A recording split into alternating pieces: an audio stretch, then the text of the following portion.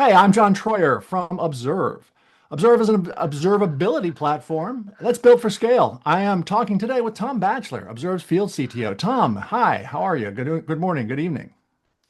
Hi, good afternoon. Yeah, thank you, John. Good to be chatting to you today.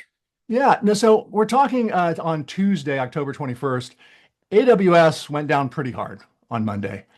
Tom, I want to talk about how Observe dealt with one of its customers and this outage. Um, this customer, a very large, one of the top 10 banks in the US, very large financial institution. Can you set the scenario up a little bit for me and tell me kind of how this kicked off? Yeah, so I think like a lot of other people in the industry, sort of over that Sunday night and kind of the early hours of the morning for many of us, we kind of got impacted by the issues that AWS unfortunately had, which ended up kind of being pretty widespread. So this large financial services customer. So they do a significant amount of ingest into our platform, roughly about kind of 300 terabytes a day. And they rely on this platform for troubleshooting their applications. And one of the critical things when an infrastructure provider has an issue is you need to make sure that you go ahead and you retain that visibility into that data While they're having a problem. Yeah. while they're having a problem. Yeah. Tom, one of the things that was interesting to me as a newcomer to Observe is this the hundreds of terabytes that's rather a day. That's rather unusual, rather large scale for most observability platforms. It is a large scale. This volume is becoming more and more common, especially when you look at the larger enterprise organizations. So, in terms of what happened yesterday, one of the things we're working at with this customer is what we call a platinum resilient architecture. Okay. So, what we want to offer, what we do offer them, is actually dual sites with Observe. We call them East and West, and they ingest data into both of those sites, although they only use their primary East site in normal operation. As this outage unfolded, we pretty quickly realized that they were impacted, and they were not getting all of the data that they needed in a timely manner. So in the early hours of the morning, we phoned them up and we said, our Okay. recommendation is that we go and enact the platinum resiliency and we fail over. They said, yes, please do. And then 5 minutes later, we had been able to go and fail them over. And they may have had other issues. I'm sure they had lots of things they wanted to check. Sure. Their observability platform was no longer one of them. Right, right. And so, my understanding is they actually weren't aware of the incident yet. We, for at least some of the folks, we were waking them up and telling them that there was something deeply Yes, so wrong. the people we needed to notify, we unfortunately were Yeah. waking them up, but once they understood what was happening, they were not unhappy about this. Right. Because obviously Observe is monitoring its own customers and the platform that we're running for our customers. And we saw it Exactly. immediately. Yeah. So we Interesting. started alerting pretty quickly. We dug in, we understood it was an AWS outage, and then we kind of got right on how do we make everyone healthy. Now, this kind of what we're calling platinum resiliency, this ability to fail over immediately to another site with all the lot with a live set of data, that's from what I understand, that's kind of unusual from a cost perspective in the observability industry at this scale. And we at Observe we have a kind of a unique architecture involving a data lake and some other things that kind of change our economic. Can you talk a little bit about that? This is the commercial part of our what we're going to talk about here. 100%. Yeah.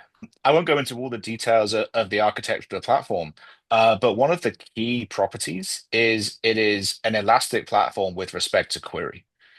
So one of the things that enables us to do when we have this secondary site is get great economics on data that we're ingesting, but fundamentally we're not querying until that point where we do the failover, and then we can rely on elastic compute under the hood. So that scales up to the query volume, which of course in this situation are high because the customer wishes to check all of their own applications.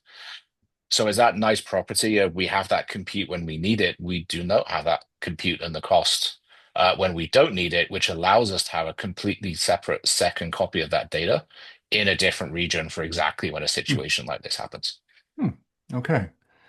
And so the customer now, large bank. was able to keep their monitoring and observability operations going to try to see what the heck was going on over this kind of crazy evening. They obviously have systems all over the world that are sending data back to these observability platform data stores. How is the customer doing now? What was their reaction, or what was their what was their contingency plan, and how are they operating today, about, I don't know, 24, 36 hours after the incident started? Sure. Yeah, they're great. Of course, their core applications, they're very resilient. That appears to have gone completely fine. So customers didn't notice, were not impacted. People could continue to make payments and all of those things, which is fantastic. With respect to kind of the observability data in the platform, we're talking here on Tuesday. Um, it works pretty well to the point where they're actually still in a failover state, even though we're fully remediated. There's no urgency for them Oh, to fail back. We might as well do it out of hours, right? okay. Just because we always want to make changes out of hours. So it's sort of it's a full size spare tire, if you will, rather than a space saver. Gotcha. It's working, and so we can then just take the temperature out, just do things slowly, and when we do things slowly, we just reduce the chances of making mistakes. Gotcha. So the DR site is as fully functional, or as functional as they need. They could keep operating on it. That's absolutely And correct. and the economics have worked out again because of our architecture. We're able to keep Yeah, that secondary site not just a bare bones site, but able to yes. hydrate it. I'm not sure what the right It's word is, it's but it's that it's got data there. It can handle the query volume, the dashboards, the alerting. I would hazard a guess that some people may not even know they're using the DR side unless they look at the banner at the top. that's great. That's great. Well, Tom, I know a lot of people worked on this all night. I know a lot of people all over the world worked on it. I don't know, any other final takeaways for companies that were impacted by this incident, or how they're thinking about their operation strategy? The only thing I'd say is that I think incidents like this are tough for everyone.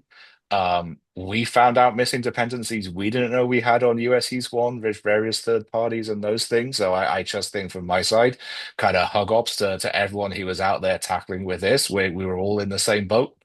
Um, these things happen. It's how you deal with them that matters.